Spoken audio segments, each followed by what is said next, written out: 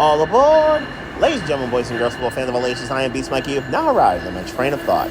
It's time to get into the Week 5 Railway recaps, the Railway Path. Either name works here. Let's get to business.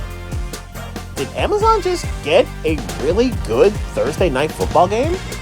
Actually, yes. And it's perfect timing, too, considering it's Prime Days. Anyway, the Falcons and the Bucs really played a great game to honor Matt Ryan, who was having his night at Mercedes-Benz Stadium with all the very affordable food that people can eat. Anyway, Kirk Cousins was eating and tore up the Tampa Bay defense pretty much the entire night. And it was entertaining to see Baker Mayfield go back and forth with him bar for bar. Atlanta not covering Mike Evans. You would think after all this time and trying to deal with him, the future Hall of Famer at receiver, you would think they'd have a plan, and there were points where they did not. Either way, the fact that Baker only had 180 yards passing was a little bit of a shock to me. Anyway, this was a great game to see Tampa go back and forth, and then both teams made their mistakes. The Younghoe Koo misses, the fumble at the very end of the game, at least the very end of regulation, by Bucky Irving, which then was followed by the NO by Lavonte David, another reliable for Tampa, along with Evans. And it felt like at that point, okay, Tampa Bay got out of this with the dub and was able to keep things pushing. Yet, somehow, that's not what happened here. It was instead, Atlanta got the stop, Atlanta was able to get the ball back and to get back into field goal range. Great awareness to get down and then get the ball spiked so that Younghoe Koo could redeem himself, and then he did. And then the one mistake Tampa Bay made all night, really, aside from the Irving fumble, was the call of heads and tails, which you can't really predict, but they predicted tails, it turned out heads, and then Kirk Cousins made sure that they were never getting back on the field. And Icy Kirk did what he was supposed to, handling business, getting down the field, and winning the game with a long touchdown to get to 509 yards passing, the biggest day in Falcons passing history, and Atlanta has capped off a signature week where they win 2 signature games against their arch ops and rivals in the NFC South. Well done by the Falcons, and I think it'll get people's heads away from the Georgia L that was taken against Alabama and the Braves not winning a game in the playoffs. So it was the best of weeks and the worst of weeks for Atlanta sports, I guess you could say. As for Tampa, I think the Bucs will be fine. I just hope everything is going to be okay with the Hurricane Helene that just happened and the Hurricane Milton that's coming. It's already moved Tampa Bay to New Orleans for their preparations for a crucial game with the Saints. I will undoubtedly be talking about that game tomorrow. Tomorrow in the Power Rankings is also where I'm going to speak more about the Robert Saleh firing. It was surprising in a sense of when it happened, but not surprising in a sense of why it happened, to me anyway. That comes tomorrow during the Jets portion of the Power Rankings. As for the last game he coached as a New York Jets employee, it was one terrible half for the Jets in every way, shape, form, and fashion. The Vikings did what they kind of sort of wanted to do early. Aaron Jones was getting busy before he got hurt. There were a bunch of penalties by the Jets. And then the NOs by Aaron Rodgers. The first one was pretty bad to Andrew Van Ginkel, and he takes another one back to the crib. He's now got both New York teams on the ledger this year. And then it was the other NO he threw in the first quarter, which is a portion of a disastrous time period for the Jets, which is a normal time period for the Jets, but I digress. Yes, the Jets did make a really good comeback in the second half. They were able to kind of get into some sort of rhythm. Aaron Rodgers was efficient in the second half, and he was getting the ball nicely to Allen Lazard, who's become Rodgers' number 1 receiver, and Garrett Wilson, who should be Rodgers' number 1 receiver. Both got touchdowns in this game. I don't know where this run game went, because Breece Hall is very good, and they got a really good rookie as well, but they somehow don't run the ball well, and that disappoints me. What was not disappointing was another zero blitz working out in the Vikings' favor, where they were able to get home with the eternally underrated Harrison Smith and get the sack to stop another Jet drive. And Rodgers took a horrible beating in this game, by the way, which is kind of getting lost in the sauce. And I don't mean the Gardner kind. What I do mean is that there was another NO by the Vikings that sealed this game, the third of the day by Stephon Gilmore, and the Vikings go to 5-0, and an impressive 5-0 in the sense of who they beat. Obviously, the Jets game just happened, but they also beaten the other New York team in the Giants. and they've blown out the Texans and the Niners, two of the better teams in the league.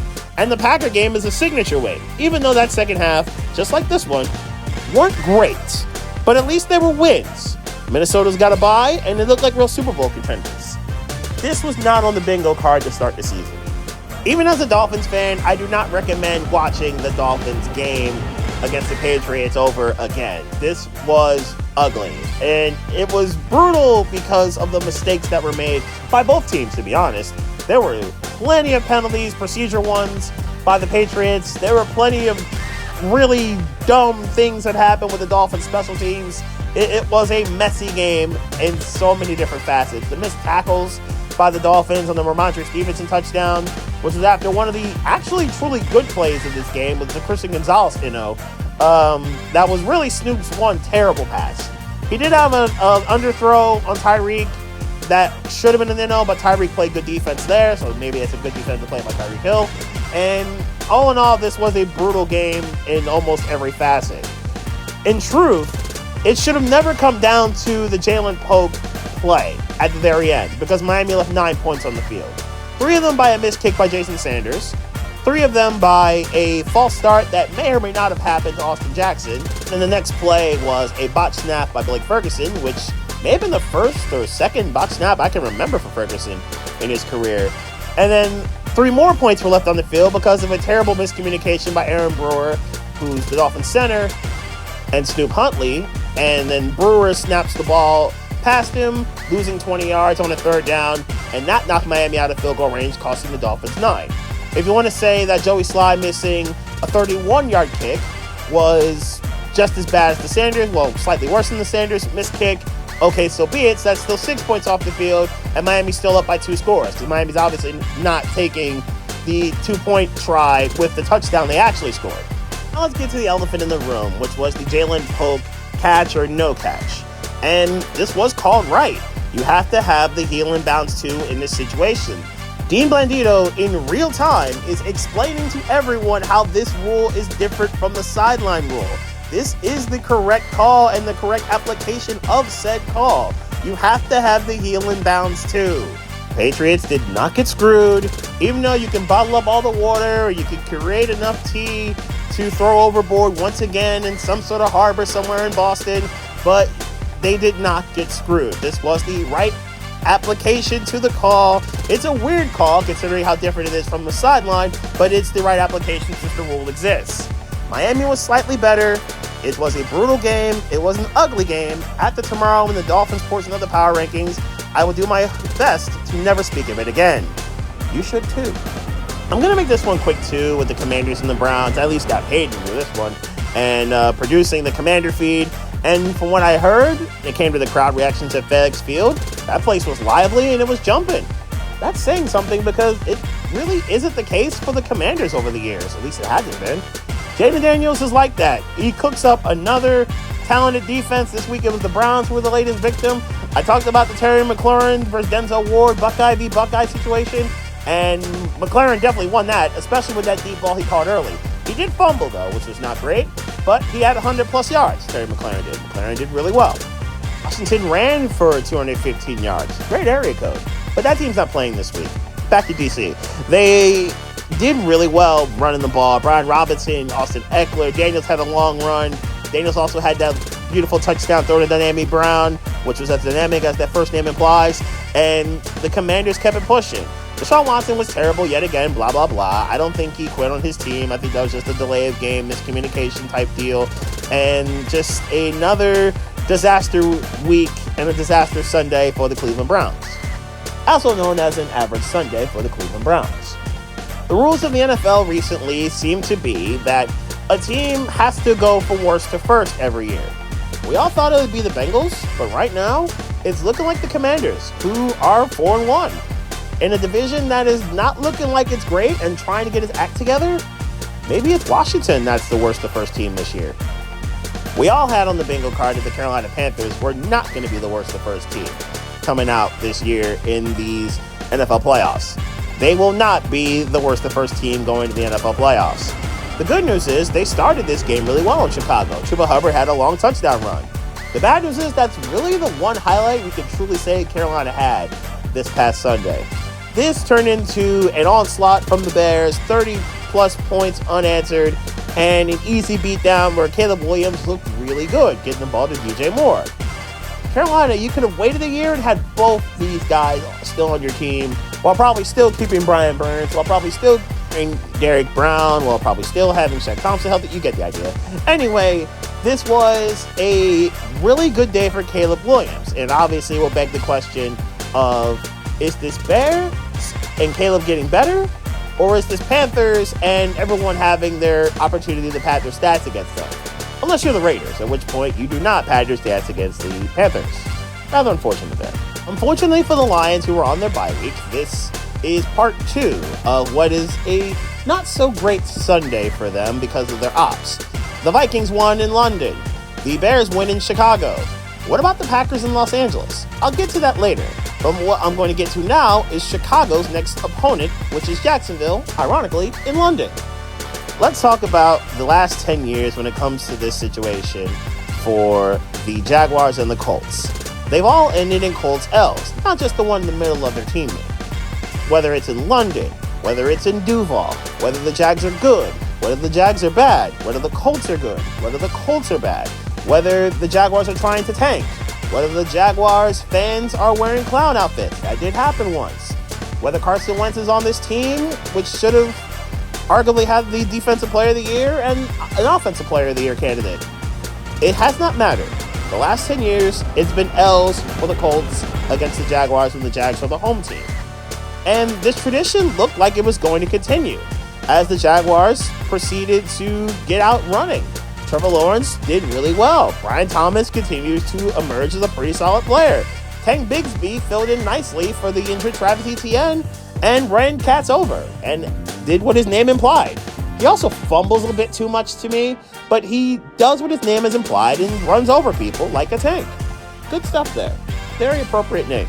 Anyway, at 34-20 with 5 minutes and 9 seconds to go, we all thought, myself included, like, okay, this streak is going to extend itself to 11 games in Duval or London. I kid you not, 2 minutes, 29 seconds later, the game is tied. Why? Because the elite Joe Flacco, at least he was, putting on the Nike socks and said, all right, it's time to go to work. Alec Pierce caught 2 bombs, 2 of his 3 catches for $134 yards for Pierce, by the way. Maybe I shouldn't have dropped him from fantasy so fast. Didn't matter this week. I crushed my opponent anyway. But it was a very impressive performance by Flacco to get the ball downfield so effortlessly to Alec Pierce. And with 2:40 to go, the game is tied. And we might be looking to overtime. Maybe Trevor Lawrence follows John Madden, rest in paradise, John, for the overtime advice and just going to OT. He did not do that. Trevor Lawrence actually looked like the so-called elite quarterback that he was supposed to be and got the ball where he needed to for Cam Little to handle business. Cam Little, big kick, 49-yard field goal with 17 seconds to go, and the streak will continue. Jacksonville gets it done, gets their first win of the calendar year, and people in Duval can actually cheer for once, and not just the 3,500 for AEW shows. I thought the Bills-Texans game would be really good, and it turns out it really was.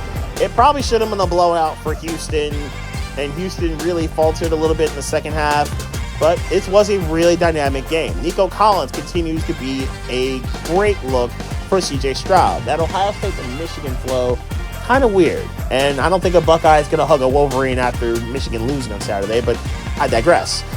Loss will be felt. He got hurt in this game, and it's going to be week to week with his injury. That's going to suck for C.J. Stroud.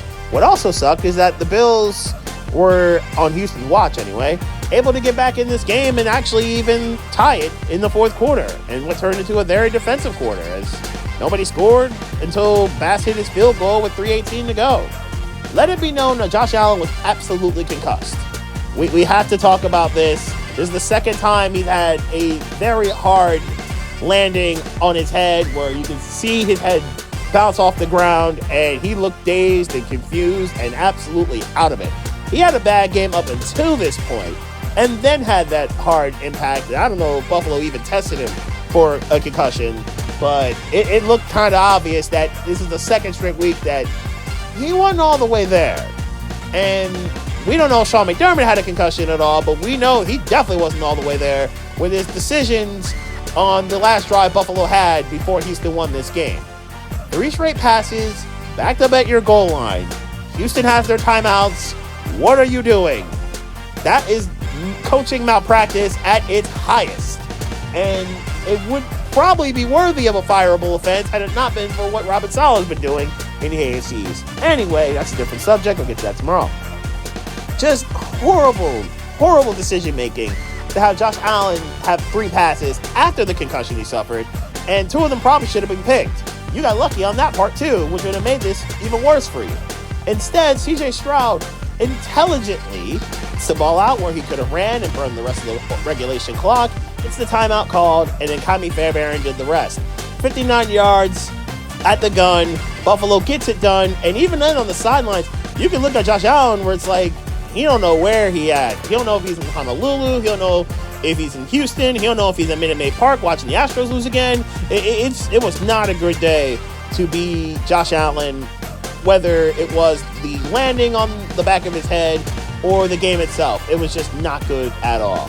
Houston survives and advances. They're 4-1. They're looking really good. Just got to clean some things up with the penalties and second halves of games. The Texans will be fine, I would think. As for Buffalo, the Bucs, again, kind of sort of out on you. Houston's just very dynamically talented, so they were able to get away with not being bullies in terms of running the ball. Baltimore just bullied you. Let's see what happens next week in a game I will certainly talk about tomorrow. We have an early contender for Game of the Year. Bengals, Ravens, a game that both teams had to have, and Cincinnati absolutely couldn't afford to lose. And they played like it. This was dynamic and fun and entertaining, and Kevin Harlan on the case, you already know what time it is. A lot of dynamic plays by big-time players. Joe Burrow played tremendously well once again. He almost had 4 hundo. He did have 5 tutties. Jamar Chase was excellent. He almost had 2 hundo. He had 2 tutties, both of them long. One of a 40-yard variety, one of a 70-yard variety. It was amazing on his part, the 70-yarder being a screen and pretty much all being Jamar Chase. It was Lamar Jackson being excellent in terms of throwing the football, in terms of running the football when he had to. He was cooking it up. That play with the fumble and then the stiff arm and then the second tutty to likely, it was just insane.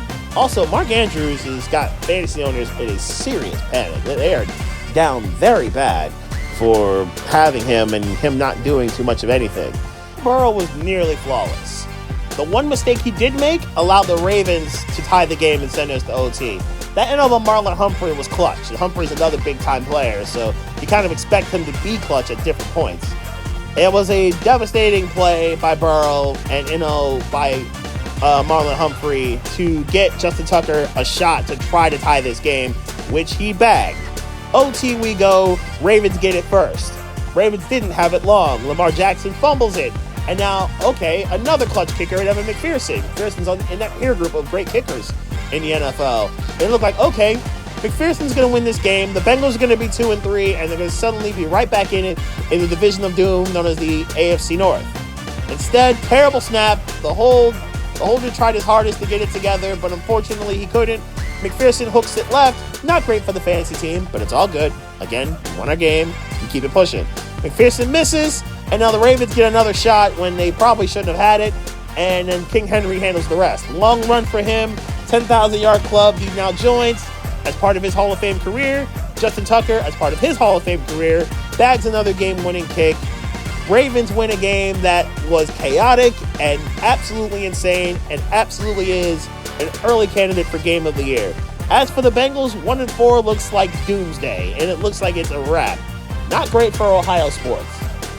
If I were you in Ohio, my advice would be simple. Cheer for the Buckeyes and Guardians. That's all you got right now. December 29, 2019. That was the last time before Sunday the Broncos had beaten the Raiders. And then Sunday happened, and it looked like this streak was going to continue. The Raiders got out to a 10-0 lead. Brock Bowers looked very good once again with a nice catch and run tutty.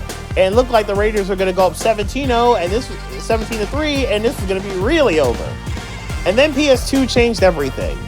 A game-changing console, a game-changing cornerback, pick 6 of 100-plus yards to the crib, and Denver never looked back. The Broncos went on a run and proceeded to handle business. 34 unanswered for Denver. Raiders got a garbage time tutty at the very end of the game, but this was a very impressive performance by Bo Nix and company once they actually got rolling. And PS2 changed the game, a literal 14-point swing. And it was a swing so devastating that Gardner Minshew is now on the bench. Aiden O'Connell came in for a lot of the second half of this game, and he too threw it in on the PS2. It was not a great scene for the Raiders, as they have another humiliating loss to the ledger this year. As for Denver, I can honestly say this is a good defense. They got 3 total NOs on the day, and the Broncos were able to get a couple sacks. They got 3 of those as well, and are basically saying to Bo Nix, don't crash the car. As long as you don't, you got a shot. And that's effectively what's going on here. Denver continues to play pretty well, and they don't look like they suck right now. Nice 3-game winning streak after what looked like it was going to be another miserable season for Broncos fans. You're now 3-2, and you're, I think, firmly in the playoff race because this defense won't allow you to ever be out of games. Good stuff by Denver. Good stuff by Sean Payton. Nice work. I mentioned before how the Lions bye week was not very productive for them, with the Vikings winning and then the Bears winning. Now it's the Packers' turn, and this game was not very straightforward for Green Bay. Jordan Love had the best of passes, that gorgeous throw into triple coverage to Jaden Reed, who's becoming a really dynamic receiver and might be wide receiver 1 for them. He's been hitting game-breaker plays all season with Jordan Love as the QB. And then the worst of passes, where Love could have just taken the safety and the 2 points for the Rams. Instead, the Rams get 7 off the pick 6 by McCullough, who will never have an easier touchdown in his life. And even with all of that, it never truly felt like the Rams were going to win. Matt Stafford was harassed for a good amount of the day. He got sacked a few times. He too threw an NO because Xavier McKinney won't allow himself to have a Packer game without one. He also recovered a fumble with McKinney. And Josh Jacobs also scored a tutty for Green Bay.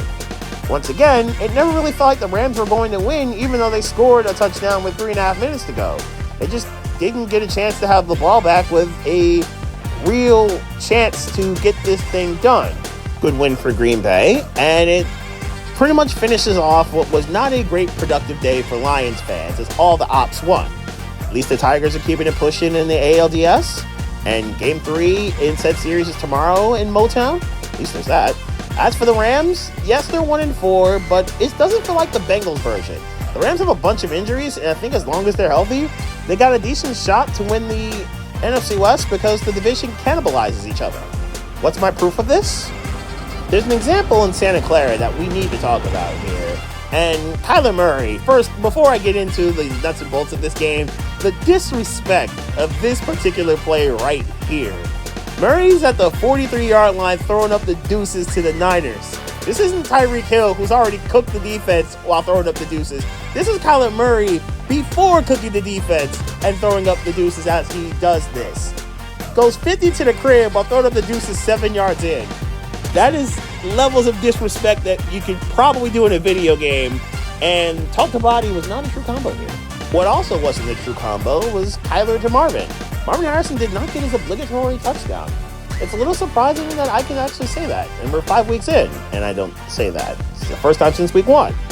Anyway, Murray getting it done on the ground, Murray getting it done in the air, and even with all of his exploits, still looking bleak for Arizona going into the fourth quarter. The last few drives of the third quarter went like this.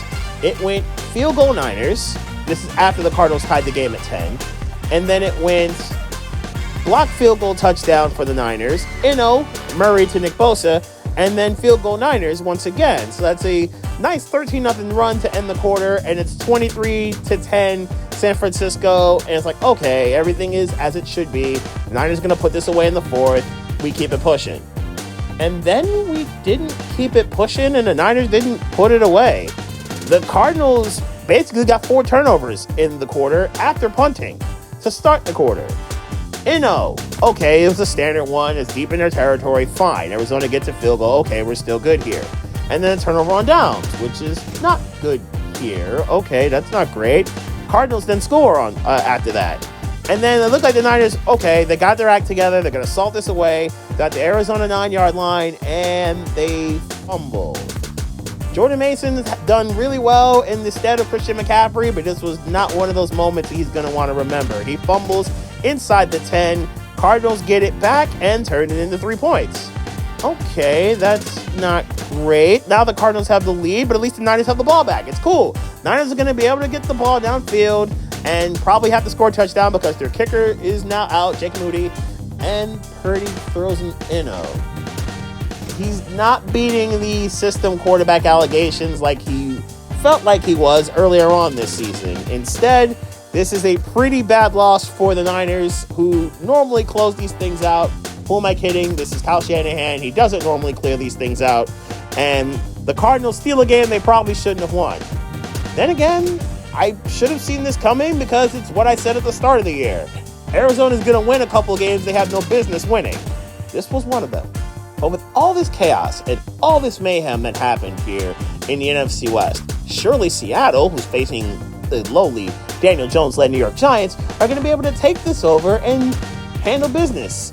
Extended lead to 4-1, and now all of a sudden have a 2-game lead in the division. They did not do that. And this was so stunning in so many different ways. The Giants aren't great at stopping the run. They promptly say, all right, bet. Geno Smith leads the team with 73 yards rushing. But Kenneth Walker and Zach Charbonnet, two very good running backs, only had a combined 30. In fact, Geno Smith had a run for 37 yards. Like I said, Charbonnet and Walker only had 30 combined. Not great. Speaking of exploits from the Giants defense, they got after Geno Smith. 7 sacks on their part. Very impressive performance by the Giants defense. Dexter Lawrence and company handling business. Daniel Jones, got to put some respect on his name for the game he just played. He was good. 2/3 of his passes, 2 of them were touchdowns. Exactly 0 of them went to Malik Neighbors. He didn't even play in this game. And the Giants did this. So despite all of this and the fumble return that went coast to coast from Seattle, kind of similar to the Giants' flight to the Emerald City, it's 23-20 G-Men, and Seattle could tie the game. All right, it looks kind of straightforward and basic. Cool, Seattle's going to probably tie this. They did not tie this. Kick was blocked. Giants took it back to the crib. It's a 2-score lead, and that's pretty much it and all for these proceedings. An incredibly shocking win by the Giants. Well done on their part. As for Seattle, they miss a golden opportunity to create distance between themselves and the rest of their rivals in the NFC West. Back to the Giants, they do part 2 of what could have been a very rough week for the Eagles, who were also off. I already mentioned the Commander win. I'm now mentioning the Giants win.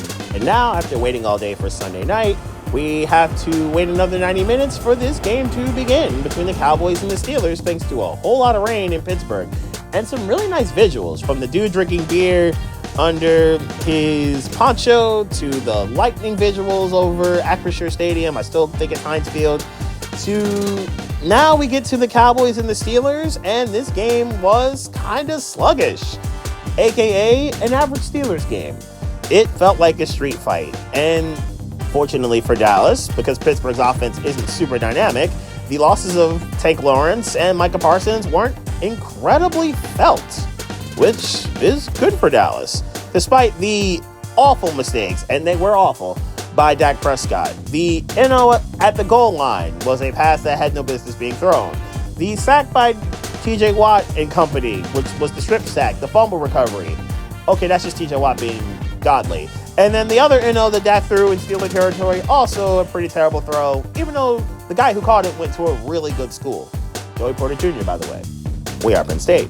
Anyway, the Cowboys kept in this game because their defense actually played pretty well. Rico Dowdle actually ran the ball fairly well. And he scored a touchdown in this game to keep the Cowboys breathing and keep them relatively close. Dallas dominated the yards, and the only reason why they didn't have more points are because of the aforementioned turnovers. And the block kick by the Steeler defense, because Pittsburgh's defense is known to make incredibly big-time plays. So I should also mention that too.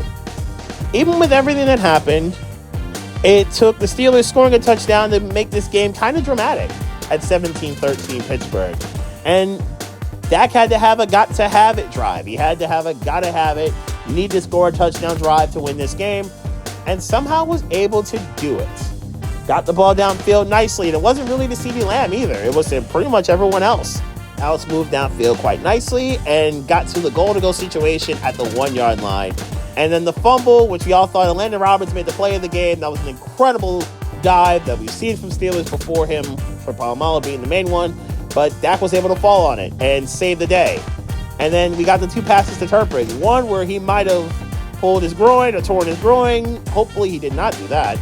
And then we get to the 4th and goal where Turpin catches the out route and it blouses and it's over. Dallas wins the game with about 20 seconds to go. Pittsburgh tried in vain to get the ball downfield and had to do lateral plays. There were fumbles that happened. The Cowboys were able to win a game that started on Sunday night, ended on Monday morning. Dak threw in-ohs in both situations and circumstances, but it was a win for the Cowboys that they so desperately needed to stay afloat in an NFC East that's becoming incredibly competitive. The Commanders 1-1 and are 4-1 right now. The Giants have won 2 of their last 3 and are currently 2-3. Not bad, because it's better than we expected them to be at this moment in time. The Cowboys are 3-2 and are nipping at the heels of the Commanders. So the Eagles really lost ground in so many different facets. At least the Phillies won on Sunday. At least there's that. Jumping back to the opposite side of the state in Pennsylvania, the Steelers, okay, fine. They lose this game. They're now 3-2. Their defense wasn't terrible. Their offense wasn't overly productive.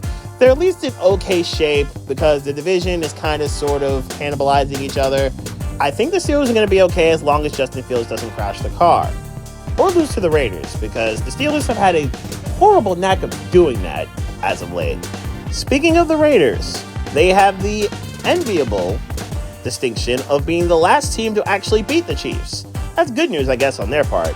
The bad news is for the other 30 teams in the NFL, this was on Christmas Day of 2023. And Kansas City continues to roll and continues to move forward, and this, I would say, is their most glamorous of wins so far this season. Never mind the fact that Taylor Swift pulled up, but the fact that Pat Mahomes was able to turn Juju Smith-Schuster into rookie Juju in what felt like his first really good day in an eternity. It was a 100-yard day for Juju. At least half of that was on a long catch and run down the field, but 100 yards is 100 yards receiving. It still count all the same. That drop that turned into a big man NO will also count all the same. That was a nice scamper too, by the way. Anyway, for the Saints, it never really started that well with that NO by Derek Carr, who tried his hardest to get the ball out of bounds. He just never could get it there, and Kansas City scored out the gate with Kareem Hunt, who also had his first 100-yard day, this time of the rushing variety, that we've seen in a while. He did score, though, which was also good. And Kansas City kind of controlled things. The defense did what it was supposed to do, except for the long obligatory touchdown to Shaheed. Good move for my fantasy team. And the Saints really never had a good chance to get things done because Alvin Kamara was on lockdown.